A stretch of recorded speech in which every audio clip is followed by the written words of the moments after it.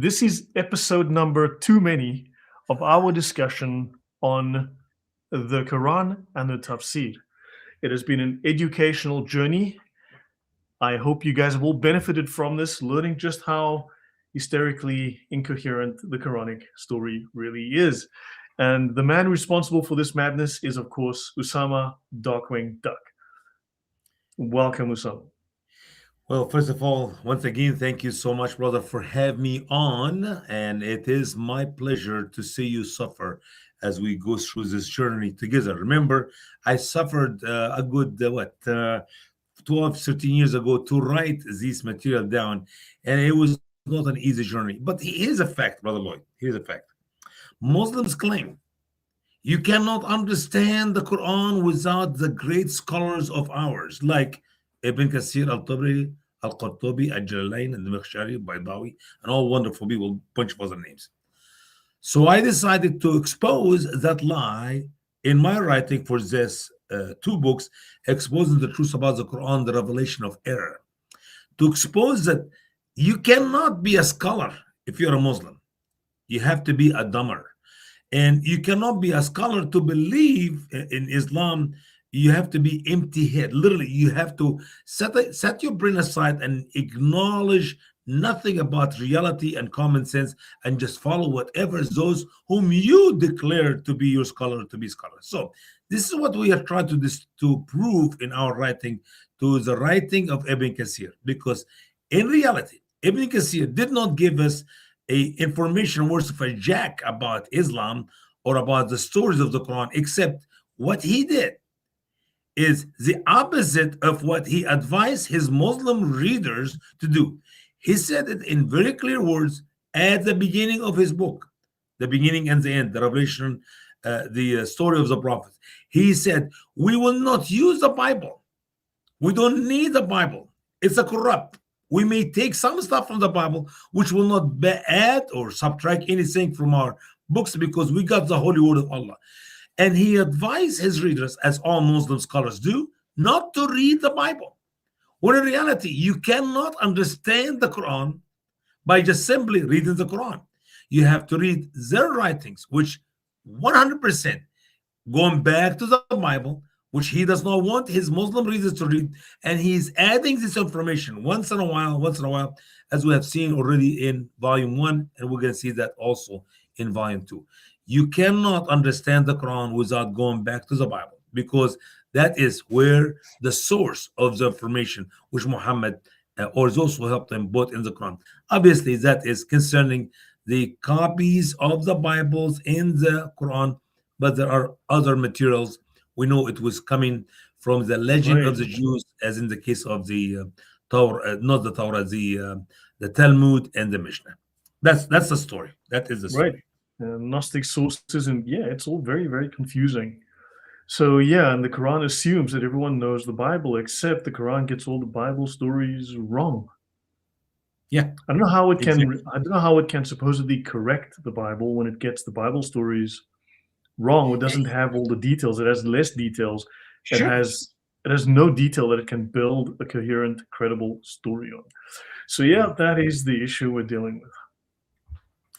And it's amazing that every time he found something in the Bible which fit with the general teaching of the Bible, the common core of teaching the Bible, he will emphasize that this is wrong. هذا غلط عندهم من التعريب. And he would say it is wrong because when they were translated to Arabic. No, my dear friends, the Bible was written in the Greek language, in the Septuagint. That is the 70 scholars who translate the Bible from Hebrew to Greek in Alexandria, Egypt, 300 years before Muhammad. And it have nothing to do with Arabic.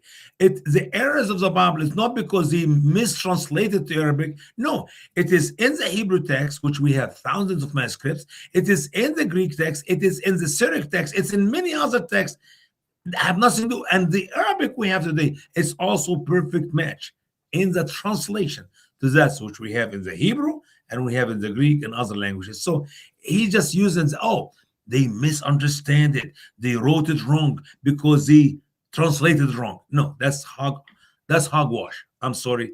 We have the original manuscript, not just the Arabic.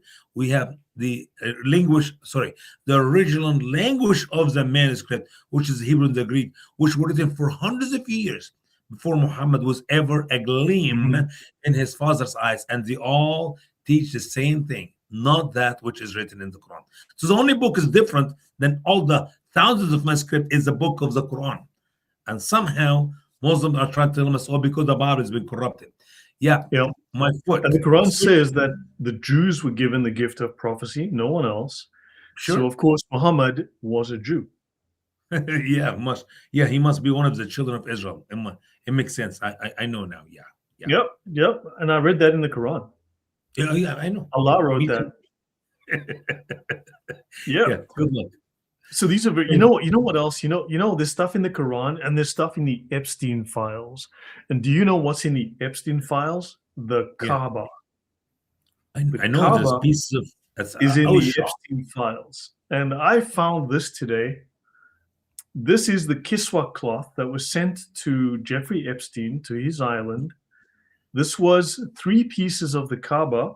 There were three pieces of the Kaaba sent to Mr. Jeffrey Epstein for his mosque, as per the Jeffrey Epstein files. So he had a mosque on his island, according to his assistants, and they sent him, and this is him examining the Kiswa cloth at his house. Man, this is a shocking news, and nobody talk about it except you. I don't know why we do not have this on CNN and MSNBC and CBS and Fox News and Real American News. I mean, is this a fake news or is this a real news? And why is the media not talking about it? I don't know. So is today. I mean, I so mean, yeah, as we said, there's so much similarity between that gentleman here and Muhammad as a gentleman. They both love sex, they both love young girls, and they both are good Muslims. So why not we just take it for what it is and move on with the reality that that is Islam, except in a cleaner version. It's in what do you call this? Update age. Instead of 8 or 9, we move to 14, and that's the only difference really between Epstein and Muhammad. What age can you be involved with? In what age a man can be involved with young girls? Is it 9 or is it 14? That's the only difference. yeah, who knows why? But I just find this, Muslims really are going on about. I saw a tweet today. Someone was saying Western values, and he had Epstein with some unnamed person blacked out on the face, some young girl, and then he had a picture of Muhammad or whatever, and it said Muslim values. And you're like, yeah, well, we consider Epstein a pedophile and a criminal, But Muslim and don't. no one's happy with what he did. And of course, But Muslim don't. how do They have we, no problem. Yeah, they have no problem to celebrate the lifestyle Muhammad gave to them. And now it is actually the law of Iraq, for example. You get 9 years old, perfect age for marriage, according to the Sunnah of the noblest example of the best man who ever walks on the face of the earth, Muhammad sallallahu alaihi wasallam.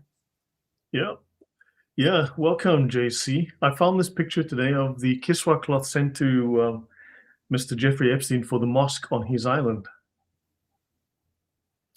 I wish I can read Wow. what's it. Can you make it big so I Sorry can I'm late, see? but Yeah, yeah. So, Come on, sorry, mashallah. JC. oh, well, yeah, sorry I'm late. I'm finally here. So, Yeah. yeah, interesting. Yes, I had not seen the picture of this thing on the floor. I had heard that he was using it Can you flip as it over? that. Lloyd, can you flip Very it over? interesting. Or you have no options? I want to read what's written on it, man. And Oh, amazing. From the Kaaba to their feet, they're almost touching it by their shoes, man. That is a huge crime. That's a no in Islam. This is supposed to be touched and with reverence, not to be no otherwise. One more time. No, one more, man. no. No, I cannot read it. I cannot read it. I cannot read. I just can you make it big? MashaAllah, MashaAllah. I almost, yep. What is written there is MashaAllah, MashaAllah. I can't see a word, man. I can't understand. Maybe if Yusuf is here, he knows what's written on it, he can figure it out. But can you imagine their shoes are on the top of the covering of the Kaaba? That is a no, man. I can't believe it. It's like all the Muslims of America, those who run for office, they all swear on the Quran, okay? And it is so big deal for the Muslims. They're celebrating, swear on the Quran. But what they're not realizing, they're putting their left hand on the Quran and the right hand up in the air. And the left hand, which you use for, you know what? On the Quran. Man, I can't believe it. What's wrong with the Muslims today, man? Here is the Yeah, covering of the Kaaba on the floor. MashaAllah, one is MashaAllah. to wonder. And who is this metaphysical joker? This name is familiar. And what are you trying to say, Mr. Metaphysical Joker? Do you have a point to make? Are you unhappy that Mr. Epstein seemed to be very interested in a piece of Islam's holiest relics for his mosque on his little pedo island?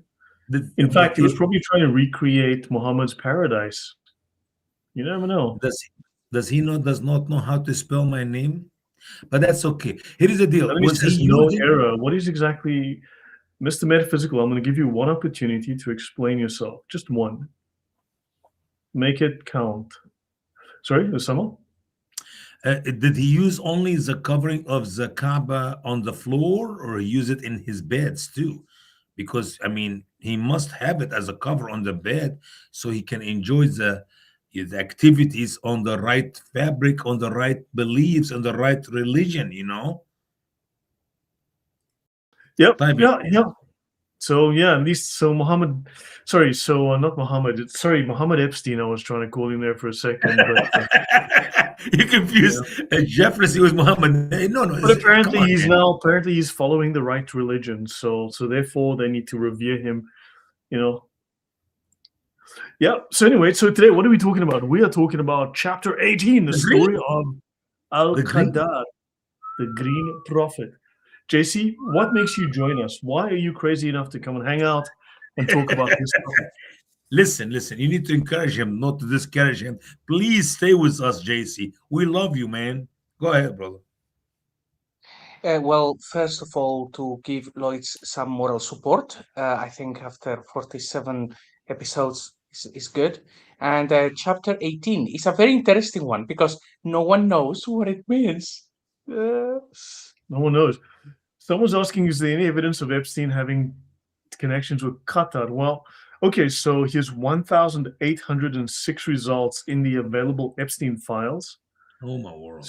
So chairman of the board, Qatar Finance House. So yeah. Do you mean there were Muslims coming from Qatar to visit his island too? I have discussed this with the Qatari Prime Minister, the CEO of Qatar Holdings. I don't know, there's a lot of mention of Qatar here. So I'm going to guess yes, there must have been some kind of relationship between him and Qatar. Maybe it's just Qatar. business, man. No. I don't think it was like activities like his activities, Yeah, I'd say he was involved with everything and anything. I mean, the thing is, look, you can say that, for instance, Harry Potter is in the Epstein files, but maybe he said, "Hey, I like the books. I bought them." That doesn't mean anything bad. It just means he mentioned them. It doesn't mean anything. Yeah. But do you think he was influenced by the teaching of the Quran concerning to sexuality, or it just happened coincidence? I think he and Muhammad were both influenced by the same spirit, the same lack of morality. Oh, my So- world. My world. All right. You know what's amazing about that chapter 18? Guess where we read about chapter 18, Alexander the Great in the Quran. Chapter 18 is that's where Moses mentioned also there? I can't remember. Where's the story green come from? Let me look here. Al-Khadr. Yeah, chapter Al-Khabar. 18 is odd because it has like three stories like together. One is Is it the Al-Qadr, cave? the other one is yes, the sleepers in the cave, and Moses Moses. encountering this guy who teaches him stuff. So it is amazing that Quran chapter 18 fit perfect with the number of the chapter of my book. What is the chance? This is a miracle, proves that the Quran is the word of Allah. 18, number 18. You see? Okay, I'm happy. I think. You're not happy. You're so full of it, Lloyd. I know you're not very happy to just to be right now. Okay, well, Sitting. so we're discussing. So today we're talking about chapter 18 of the Quran, the story of Al-Qadar, the green prophet. Now, of course, he would have been Jewish because all of the prophets are Jewish.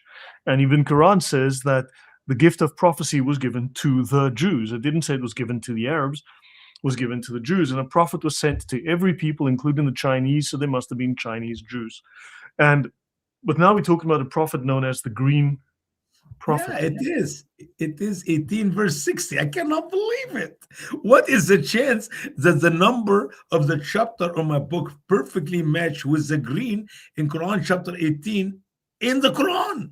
That's like a Okay, miracle. so MashaAllah. I fish in a tie, yes and no. Look, I fish in a tie. Can we please stick to the topic of the discussion? We had Abraha on, we had an expert on Abraha on a couple of weeks ago. We covered this topic at length. We had a panel. He's done Mhm. extensive research. He's been featured in a number of channels. If you're interested, you're welcome to look at the Abraha channels. But when I'm talking about vegetables, it's a distraction to actually come on and say, hey, can we talk about my favorite bicycles? I have a fetish about bicycles. So can you please disrupt what you're doing, talking about fresh fruits, and can we now talk about bicycles? Okay. So this is unrelated. It is not relevant to what we're discussing here now today.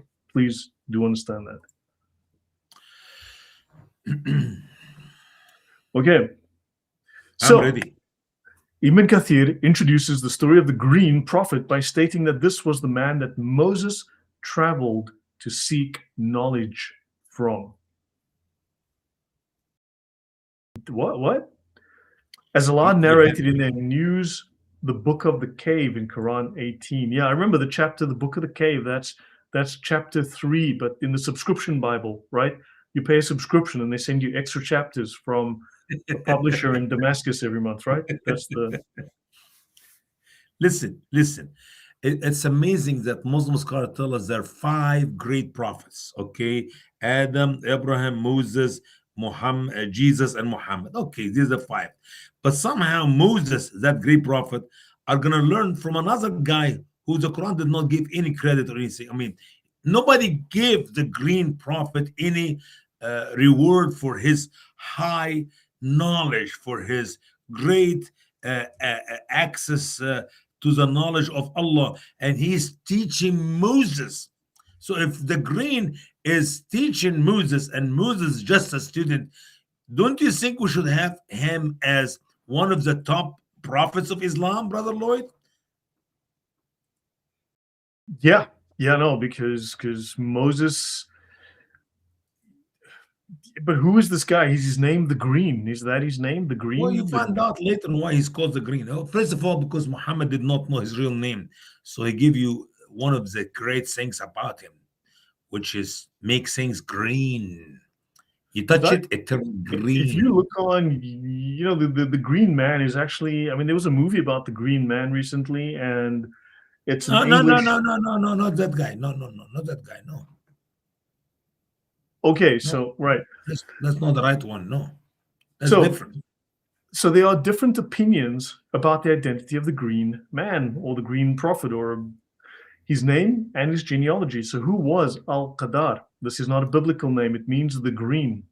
But there is no character called the Green Prophet in the Bible. So you believe this is another made-up story? I mean, seriously, how can you reject the word of Allah, Usama? First of all, when you read the writings of Ibn Kathir about the green, you will find that it's more of a myth made up story than a reality. First of all, and we know from the Bible there is no the green prophet. That guy did not exist. And once again, like you always say, Lloyd, if you search for him, you will not find him exist, not in archaeology, and there's no details about him. I mean, he appeared and disappeared in the same story of the Quran, and that was the end of it. I mean, we don't know where he come from. We don't know how old was he, how many years he lived, where did he die, what was his ministry. Did he ever? I mean, why there's no mention about him anywhere else besides that chapter of Because the Quran? Allah felt it was best that you didn't know that. Yeah, mashallah. Yeah, no. Yep. So welcome. So hello to the new people. If I Yep. Please go on, JC. Yeah, if I may, one of the main problems I've always had with this particular story is that the Quran seems to refer to Moses as he who spoke with God. So if there was one guy that you were going to make up a story of going and seeking knowledge of God, the one guy you wouldn't do that with is Moses because he is speaking with God directly. So I find it very bizarre that they created this story with Moses. It just doesn't fit with anybody else, pretty much. It's like, okay, they made it up, but why Moses? Good point. Very good point, JC. Because if Moses was Kalim Allah, the one who speak was Allah directly, why you need another guy between Allah and Moses to teach him something? Especially Mhm. when you investigate the three lessons which Moses learned from the green. It's three stupidity. It's a three ridiculous made up stuff. The whole thing is made up. Okay. We got one guest here. He was his personal trainer. Yeah, very personal trainer. Yep. Islam invented personal training. You know all the things we've discovered that Islam created. But Al-Qadar, according to Ibn Kathir, Yeah, you see, but, because he reads the Quran better than can, you do, Usama. yeah, His can name you was say Ibn Adam. I know, absolutely. Can you say Al Khadr? Al-Khadr. Al-Khadr. Al-Khadr. Yes, you got it. Yeah, that's exactly like when you spit Al Khadr, that is his name, which means the green, not Al Qadr. Yeah, Al Qadr Al-Khadr. is a fate. Yeah.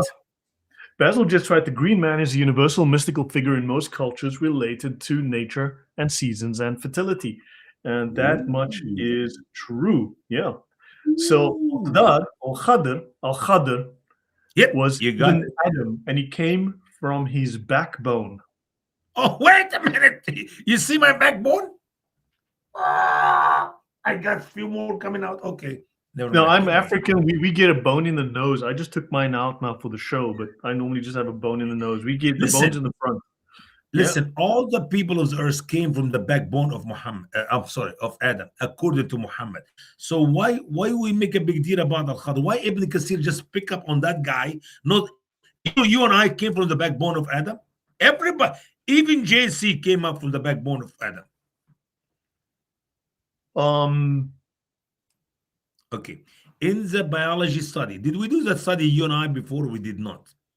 The I think miraculous we did. mistakes of I Muhammad. think we did. But Okay, you have to understand that a baby is made of two fluids. The white, thick fluid, which comes from the backbones of a man, and the soft yellow fluid, which comes from the bones of the chest of the woman, or some said from her breast. Okay, one of the two. We do not know exactly.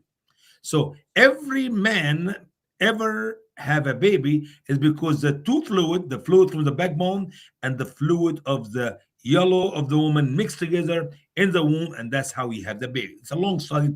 We encourage people to go and watch these broadcasts, which we did, you and I. I think Allah needs to go to school, okay? But besides that, so Al-Khadr will live until the Antichrist comes, and the green will call the Antichrist a liar. And the second opinion comes from Abu Hatim, who said that. No. Before you get the second opinion, I'm sorry. You cannot rush this. This is deep theology.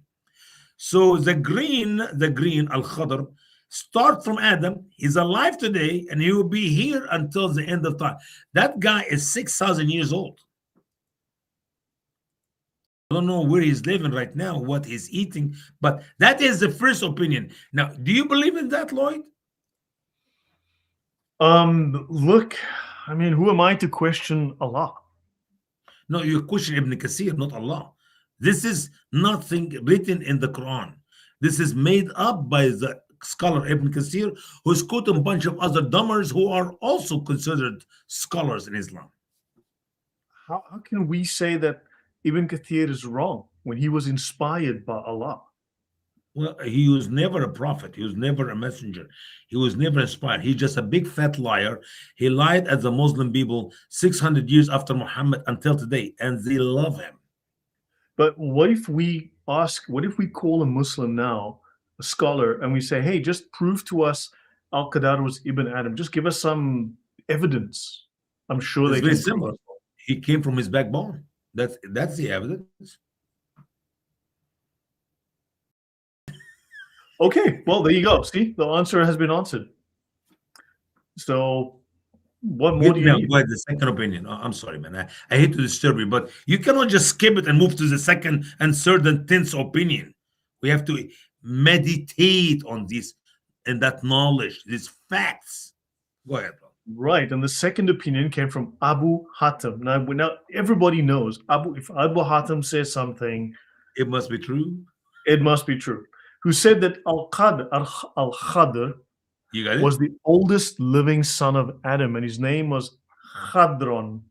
Khadrun. So was the Large Hadron Collider from CERN in Switzerland. The Large Hadron Collider. And Ibn Ibn Kabil, Kabil, he meant Cain ibn Adam. That makes you see, grandson. He moved from the direct from his backbone to the backbone of his grandson. Okay, I mean from his son, Adam's son Cain, and he is the son of Cain Khadrun. MashaAllah. Now I'm we are learning, man. we are crowdsourcing solutions, and people are trying to figure this out. Okay, people are trying to solve this. He looked close to that guy here, but not the other one you did before. So yeah, people. Yeah, so everyone, yeah, so we're getting there. This is a physics problem. We're gonna solve this one. MashaAllah, I'm learning. So yeah, Hey, Jason, you know can what, help Lloyd? us out I here? This just makes saw sense, right? Sorry. Brother, I saw it came to my heart right now on my mind.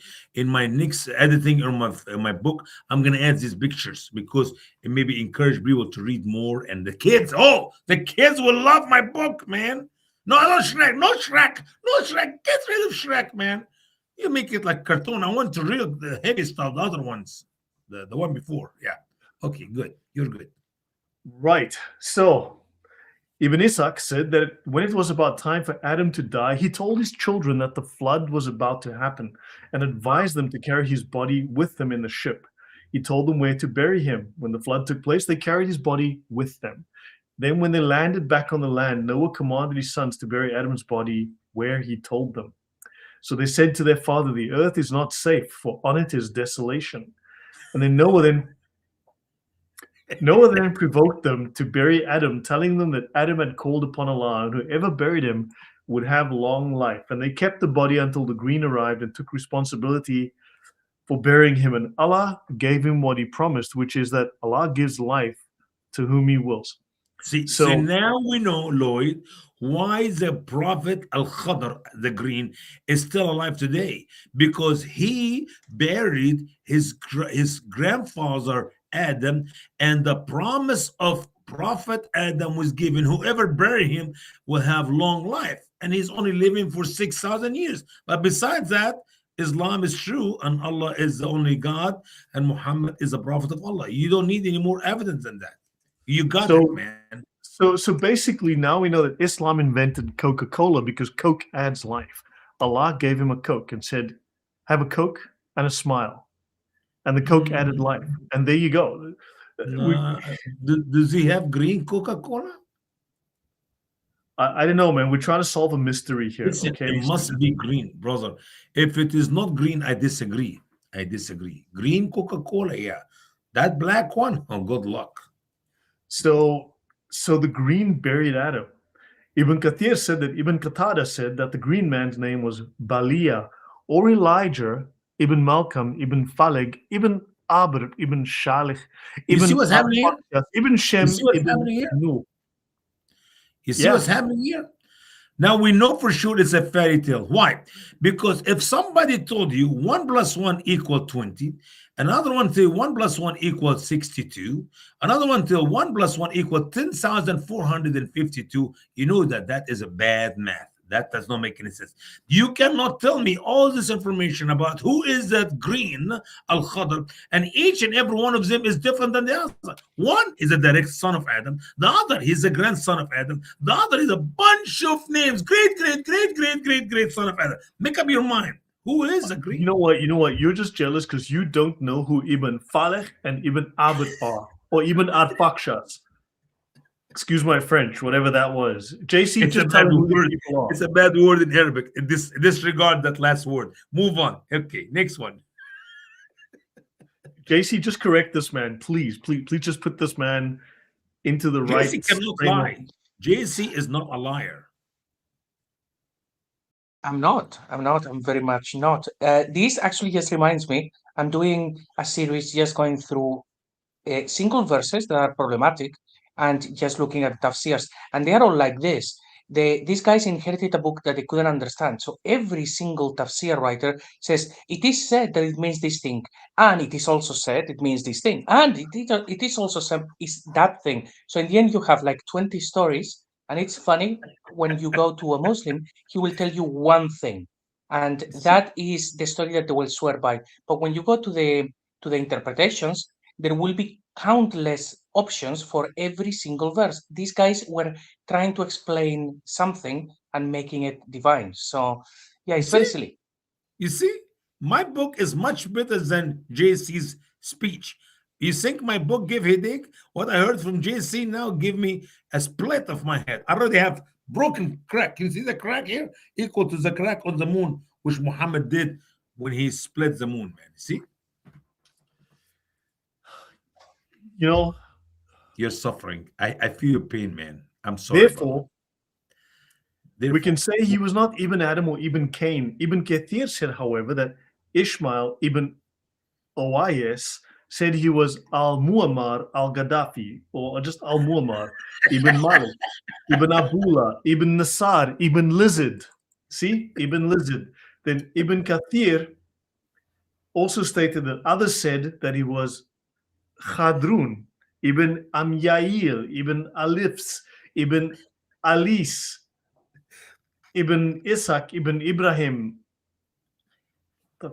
You know, there is a cartoon. It's called Veggie Tales, which you see cucumber and tomato and the carrot. Everybody talk, and I love the song in that cartoon, which is go Veggie Tales, Veggie Tales, Veggie Tales. But I change it from Veggie Tales to Fairy Tales, Fairy Tales, Fairy Tales, Fairy Tales, Fairy Tales.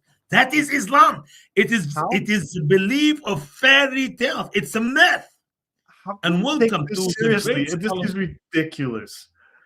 Ibn Kathir Listen. stated that it was said that he was Jeremiah, Ibn Khalqiyah, and Allah knows. So he could be Moses, or he could be Popeye the Anybody. Sailor Man, or he Listen. could be a shoe shine guy called Jimmy from 4th Street in Philly, but Allah knows best. So it could be Moses, but it He could be related to my family. Listen. You're missing the very important sign here, and you're going on and on and on, make fun of Ibn Kasir.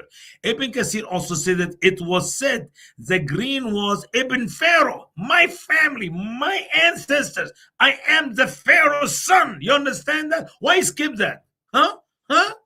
Give me a reason. Except you're jealous because you're not Egyptian like me. Pharaohs, my people. Pharaoh. Let my people go. Okay, go ahead. okay. Ibn Kathir stated it was said that the green was Ibn Pharaoh, the king of Egypt, in Moses's. So this guy is doing a lot of work here. The guy is what? So far, he's been the postman, the baker, he's been the Pharaoh, he's been Moses, he's been Jeremiah, Ibn Khalqiyah, Ibn al-Fakshas, Everybody. It could be Ibn. anybody. It could be anybody. It could be our neighbors, the cousin the cousin of my great grandfather. Anyway, but here's the deal: when you talk to Muslims, and they quote you Ibn Kathir, stop, say, time out, time out. You believe Ibn Kathir is a scholar? Yeah. And you quoting him? Yeah. You're stupid. Just look at the Muslim in their face and say, you are stupid. If you listen to a drunk guy, a guy who's really out of it, drunk, and he said to you, I just have good time with your wife, and I slept. You divorce your wife because a drunk in the street is not worse, a garbage in the street. Make a claim that he had sex with your wife. Will you divorce your wife because you trust that drunk? That is even easier than to believe Ibn Kathir to be a scholar. He's not a scholar. He's like the rest of those Muslims called scholars, and they're all a bunch of stupid dummers. Dummers. This is a word you need to add in your dictionary. No Islamic scholars. Islam cannot be understood by Islam. Stop following the garbage lies of Ibn Kathir, Al-Tabari, Al-Qurtubi, Al-Jalalain, Al-Baghdawi, Al-Damakhshari, all these names. They're bunches. You are stupid to quote Ibn Kathir. Like you're stupid to quote Ibn Abbas. Imagine, when all these scholars quote Ibn Abbas, the cousin of Muhammad, I cannot help but to laugh. Why? Because Ibn Abbas does the same thing here. He gives you 10 different opinions about something, and he does not know jack about what he's talking about. And he is Hebr al-Ummah, means the ink of the nation. So if you're going to write something down, you need ink. The ink is Ibn Abbas. And that ink is stupid. Go ahead, bro. I'm sorry. Napoleon says that Zayd ibn Thabit, he learned, was 11 years old when he was a scribe. So yeah, maybe someone needs to look into that, because if that's true, then that's another problem. JC, do you have any comments here? Because I mean, I'm finding it a little hard to believe this story. We have to stop the story. Well, this doesn't surprise me, because all of the tafsirs that I have seen so far, they are like that. They will all claim to be relating all the way back, certainly to Ibn Abbas, but they all contradict each other. It looks like we see how Islam was created, when at one point they have to decide that they have a faith, and everybody has been telling stories. They don't go back to a guy who gave this book to the world and then explained it. No, this is like they had this book and people made up stories for it, and these people are putting it together. But the tafsirs are all like this. Something interesting is that when we go to the English translations, very often with Ibn Kathir, you will have only one version, and that's it. But then the Arabic one, which is what Usama researches, has all of these different contradictory stories. But most of the people who don't speak Arabic, they are not aware of that, because the English translation will have one little section only. So they will think that Ibn Kathir is telling one story about every single passage, and that's not the case. Yeah, this is crazy. Ibn Kathir stated, it was said that the green was Ibn Pharaoh. So he could be Pharaoh, but he could also be Moses. He could be Jeremiah, but he could be also about 30 other people. And see, he did not just say Ibn Pharaoh and stop. The king of Egypt. It's like, do we have any Pharaoh who was never a king of Egypt? Are you telling me Pharaoh is the name of the king? Pharaoh is just a title. Every Egyptian is a Pharaoh. I'm a Pharaoh. But he was the king of Egypt. Do you know how many kings in Egypt were named Pharaoh? All of them. So that shows you the man does not know jack about what he's talking about. Yeah. Hey, Thunderous, welcome. I've sent you a link to the stream if you want to pop in. Welcome. So, Ibn Kathir said, right, that he was Ibn Malik, the brother of Elijah. Hold on. This guy is freaking Jeremiah, Pharaoh, Ibn Malik, the brother of Elijah. He's 40 other people, and he was born before Dhul Qarnayn, Alexander the Great. Yep. And he was one of those who believed in Abraham and who emigrated. It was also said he was a prophet in the time of Bastesp ibn Harasp. Now, seriously, guys, look, we all know that Bastesp, he was the guy that did the thing, right? And then Ibn Harasp, who was the other guy that said, no, you can't do the thing. And then and then the two of them argued, and then what happened was the thing didn't happen because, and then I mean these are two very famous characters, right? We've all heard of Ibn Yes. Bastest and Ibn Harasp. So just that, but how can you be Ibn Bastest as well as Pharaoh, as well as Ibn Malik, the brother of Elijah, if you're also Jeremiah, and you Ibn Amyail and Ibn Alifs and Ibn Alis and Ibn Ishaq and Ibn Abraham and Ibn Khadron and Ibn Lazd and Ibn Nisar and what the fuck's going on here? Please, someone help me. And actually, you know we what, Lloyd? consider Lloyd, listen. all of this. Go ahead, GC. Go ahead, bro. Yeah. So, and when we see all of this, it's the interesting thing is we see that according to the tafsirs, they have no idea what the story is about, who the guy was, or all of that.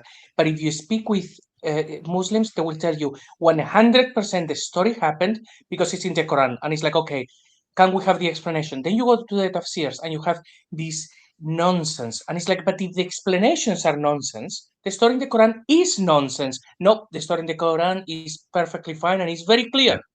It's Yeah. this complete contradiction. And Lloyd, you need to send a letter to thank my editors. One of them is in heaven, so you need to just say a simple prayer for his family. Those who remove literally 180 pages out of my book because they thought that is too much and you don't need all that. This is too much, and they cut literally 100. Imagine if you're reading another 2 pages of the same thing you're reading right now. I do not know how you're gonna feel like. So I think we get the point, and I appreciate these people. And I he's probably actually living in the witness protection program. He's probably just like, just like I need to do to save my own sanity from this. I mean, like, I gotta ask, who in the heck is Ibn Harasp? Who is okay? And the funny fine. thing is, you want to hear the truth? Ibn Kasir never met any of these people. He came literally 600 years after all these names he's naming. So how in the world that he knew nothing about Al-Khadr? He knows nothing about those people he's mentioned their name, and that was it. Well, See, and you once again, I was upset when my editors removed the extra information I had. And they said, Usama, this is too much. I said, no, don't take these 2 pages off. It's very important. It's Ibn Kasir writing. They said, I Usama, how appreciate about those if we people. summarize it I am and say probably there are saying more, listen, there are many more opinions, and that will help your friend Lloyd, who's going to be reading that book 15 years in the future, 16. So he will be thankful to God that we cut these 2 pages off. So I hope you're happy. Are you happy now, Lloyd? yeah, I am. Look, you know what? I'll take a win where I get one. And Orr says, and people will proclaim that the New Testament is untrue because there are two versions of Jesus' family list, or one name difference in the list of apostles in the gospel. Yet this garbage is supposed to be true. Yeah, But because let's answer this, brother Lloyd, if you don't mind. The two list of names, the two genealogy of our Lord and our Savior Jesus Christ are both accurate. One, according to Joseph, whom people thought he is his father, and the other is according to his mother. So obviously, these are not contradiction in the Bible. It's you look at a man have a father and have a mother. The genealogy of my mother is completely different than my father until you get to David, which they both go back to David. He was not the son of Joseph, but he was the son of God. But people thought that he is the son of Joseph. That is the two list of names we read in the Bible. Perfectly right. They're both right. yeah, so yeah, and of course there are many more opinions, but look, I think we've had like about 30 or 40 already. So how about we just put this behind us? As I always say, one day we will look back on this moment. We will go very quiet and then change the subject. Amen. But that is my proof that this is a made up story by Muhammad. You cannot talk about a great prophet who taught one of the 5 great prophets, Moses, and you don't know jack about who is he. It doesn't make any sense. Okay? We know everything about every name of every character in the Bible. We can back it up by the genealogy, but but you go to Al Khadr and you don't know who the guy is. Yeah, and he was there in the time of Dul Karnain. Now, when did Alexander the Great live? What year? Hold on. 300 years before Christ. So he was passing by a monastery that looked upon the monk and taught him. Yeah, yeah. So he went to a monastery, and then and and then he taught the monk Islam in the monastery. So there were monasteries 300 BC, and Islam was Before around. Jesus. Yeah, before Jesus. That does What not make any the heck? sense. That make no sense. Yeah, So this it's all was made up. this was wild bush Islam before it was tamed by Muhammad. You know, it was just kind of a random free roaming, Yeah, like free range Islam. This was free range Islam. That back then it was. sure.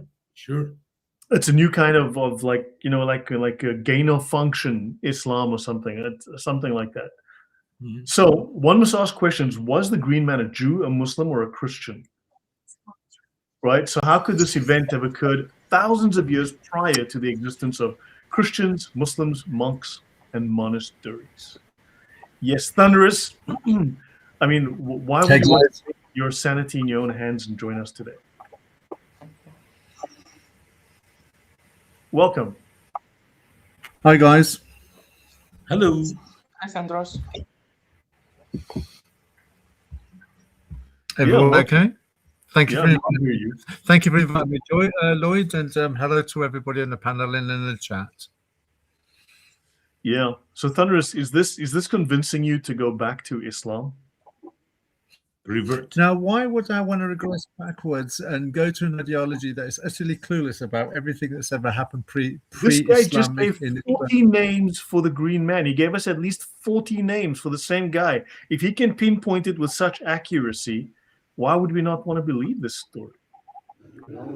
But that's the same as like Dul Karnain, isn't it? Though it's where Muhammad gives a name or Allah gives a name, and then they have to kind of like find someone in history in order to fit the pattern of what Muhammad or Allah has claimed. So this comes as no surprise. It's just a mere reinvention that whoever compiled the Quran extrapolated for certain peoples from history, and they try and mold it in the image of Muhammad. Yeah. I mean, clearly these are all composites, and they're just making it up as they're going. Yeah. So Ibn Kathir stated that Abu Zara. Now we know when Abu Zara says something, we need to believe him. He wrote in his book, The Proof of the Prophethood, that Ibn Abbas said that Muhammad said, in the night when Muhammad was taken to the seventh heaven, he smelled a good smell. So he asked Jibril what the good smell was, and Gibberish answered, this was the smell of the wind from the tomb of the hairdresser, her daughter, and her husband. He continued by saying it was the start of the green and that he was from the honorable of the children of Israel. MashaAllah. Holy hairdresser, someone help me out here, please. I'm losing my mind. I can't. I just wrote it. I know nothing about it. And actually, I guess something based on as well what Thundros said about Dulkarnain. But now this green guy, am I right in thinking that he's not mentioned by name in the Quran, and the Quran only says messenger or something like that? So the name is not in the Quran? No name. No. No name. Great. One of Very the clear. greats. One of the great. What he said in the Quran. Man. One I'm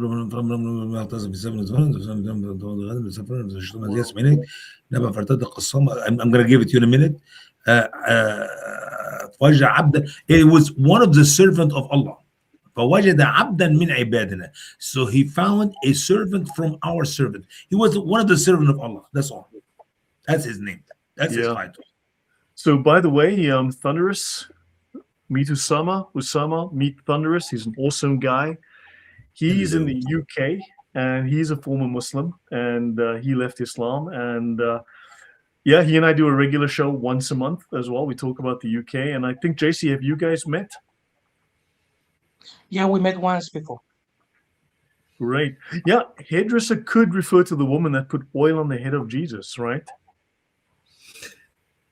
I think when you look at all these little composites, as Usama commented on previously, what you're looking at is something that's been extrapolated, say, the Bible at some point, but the authors of the Quran don't know where the origin of the story is. For instance, if you look at, say, the hadith that talks about 124,000 prophets, you have to ask, where did 124,000 come from? Well, that could be a misunderstanding of, say, the book of Revelation and 144,000. You see, but they've got the number wrong, or they've deliberately reduced the number in order to make the Bible, to give the Quran some kind of more authority, because it's relaying back to some figure that people may be familiar with as far as the Bible is concerned. But because they don't know the history of the story, or the history of the verse, or the history of that particular part of the narrative, that's where the Christians and the Jews rejected Muhammad, because they were aware that they're talking to a guy who was utterly clueless, who was pretty much, if he did exist, going along with the narrative that he existed, was pretty much fabricating everything ad hoc. Right.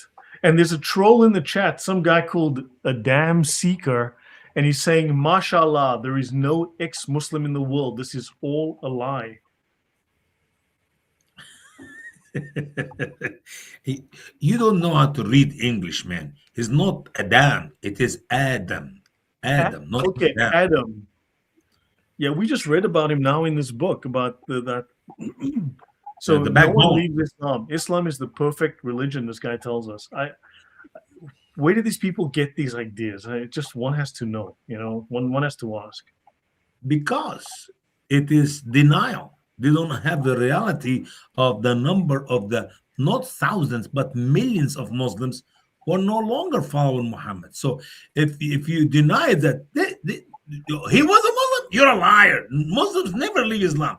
We got Christians coming to Islam, Jews coming to Islam, ISIS coming to Islam. We got two big mosques in America now who are gay and lesbian. They're still gay and lesbian, but they're Muslims and so on. So, but you cannot tell me there is a Muslim ever leave Islam. That does not make any sense. You're making this up. Yeah, but you've got to understand, Osama. See, no one can ever leave Islam other than the tsunami or the avalanche that the scholars are already familiar with, as far as the 27% of Muslims that are born into Islam in America are atheists by the time they reach their 20s. Yeah, it's true.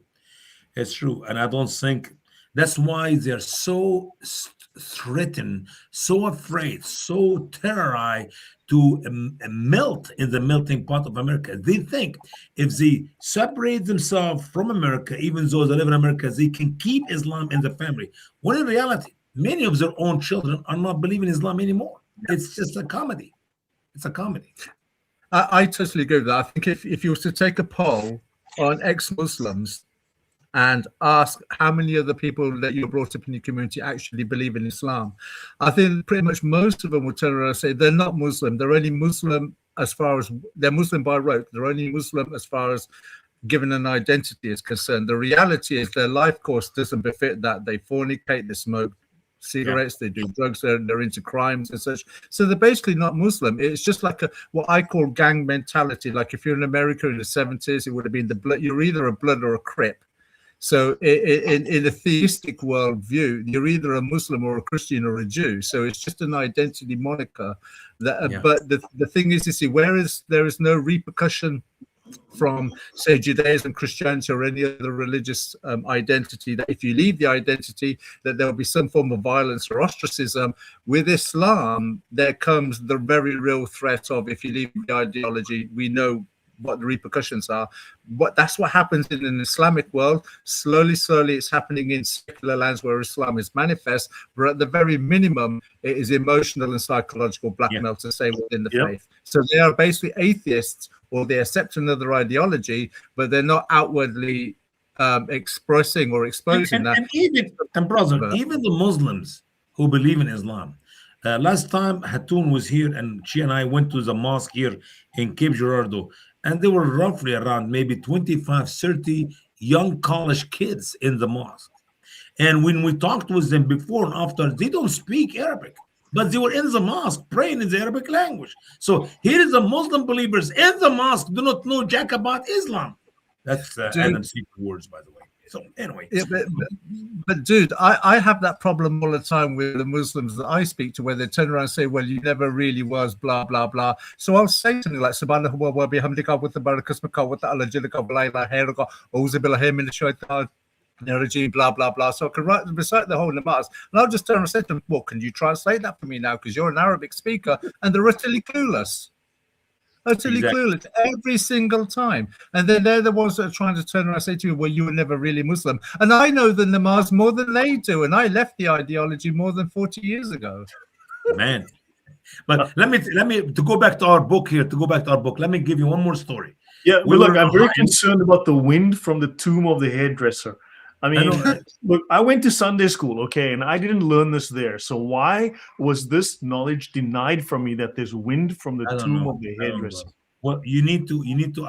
I can explain to you later in a deeper level. But when one was the time we went to a mosque in Ohio, and brother Paul Sutcliffe was with me, and I and a bunch of other guys were there. Me and Sister Hatun, at the same time, also she was with me inside the mosque. We came outside. We talked to the people outside. Anyway, and that imam of the mosque was talking to Paul Sutcliffe. Paul Sutcliffe is a very smart guy. I mean, he's very deep. He's a teacher, and he knows Islam very well. So the imam told him, "You cannot tell me you know anything about Islam because you don't know Arabic. You must know Arabic. Without Arabic, there's zero chance you know anything about Islam." Who is saying that? The imam of the mosque. At that time, Paul shouted from across the street, "Usama, Usama!" So I ran to see what's happening. So I'm talking to him and to this other guy. I didn't even know why. God is my witness. The Lord make me speak in the Arabic language, saying nonsense like, "Oh, I hope you guys having a great time in this beautiful day with all this one." And then the Imam smiled and he laughed and he walked back 2 steps and he said to Paul and to me, "I don't speak Arabic." Imagine, he just told Paul, "You cannot do anything with Islam. You cannot speak on Islam. You're not a scholar in Islam unless you know Arabic." And the Imam of the mosque, a Pakistani Muslim Imam, does not know Arabic. End of story. We're done. But if the definition of being a Muslim is that you have to speak Arabic and understand Arabic, well, that will make Islam the smallest religion on the planet. Sure. Yeah. I just want to say thank you for the donation. That was very, very kind. Thank you very much to Ave Maria. Really appreciate it. S. Dirali says, this text sounds like it was written by an illiterate second language English speaker. Language is very weak. What is the source? The Quran, of course. Like, hello. The Quran and the Tafsir. Just so you know, glad we can answer that. This comes directly from Ibn Kathir book Al-Bidayah wa Nihaya, the beginning and the end, the story of the prophets. As a matter of fact, if you read the Ibid in the bottom, you see exactly what beige we're quoting this stuff from. So this is the hairdressing prophet. I got it now. The hairdressing, thank you, Scrunchy. And it should be, we should also, he continued by saying it was the start of the green and that he was from the honorable of the children of Israel. And welcome, Adam Seeker. Hello, how are you doing? Hello, brother. You guys are so mean to me. I sent a message in the live chat. Nobody leaves Islam. Nobody. The problem is anybody who gets an IQ over 70 starts to leave Islam. So we need to kick you below 70. So Daniel Happy proved it. He said if you get high IQ, you will leave Islam. So I'm telling you, nobody leaves Islam. MashaAllah. Nobody. Yep. Below Well, 70 I IQ, nobody leaves Islam. Hi, brother. You are a ex-Muslim. There is nothing called ex-Muslim. I was told by the Sheikh day before yesterday in my Urdu live stream, nobody leaves Islam. You guys are all liars. I was like, okay, we are all liars. Nobody leaves Islam. The first ex-Muslim was Saad bin Abi Sarah, who was the Katib Quran, the author, the writer of the Quran.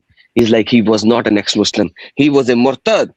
I was like, oh yeah, your IQ is below 70.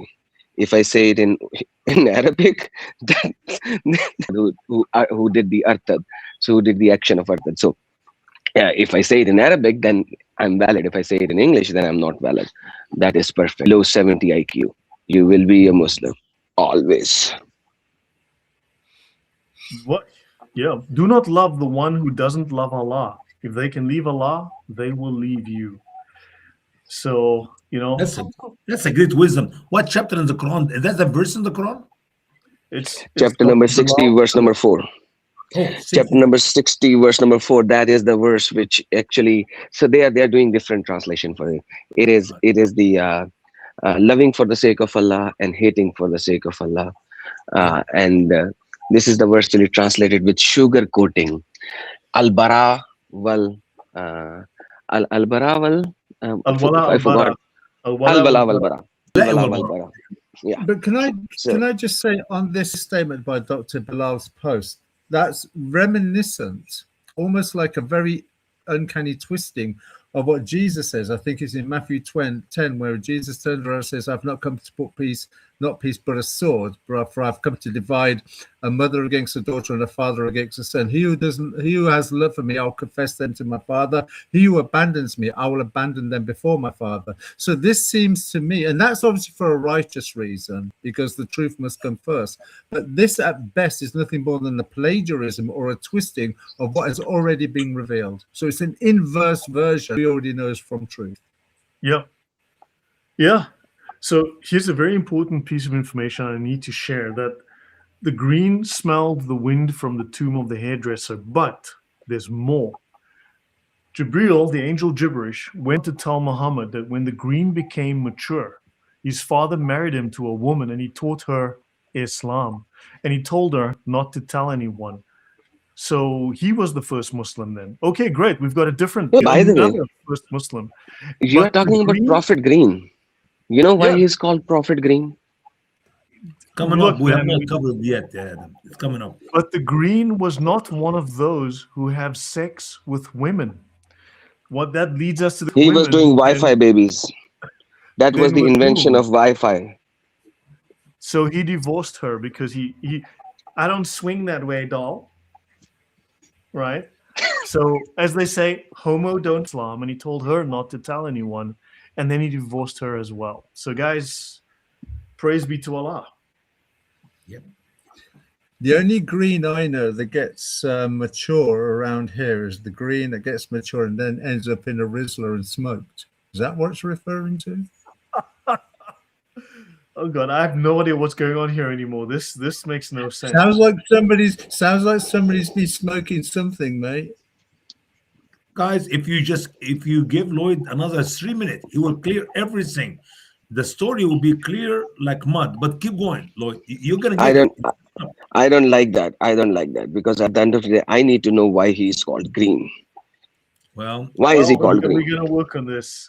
coming up. I Kept her promise. Islamic faith secret, but the other one told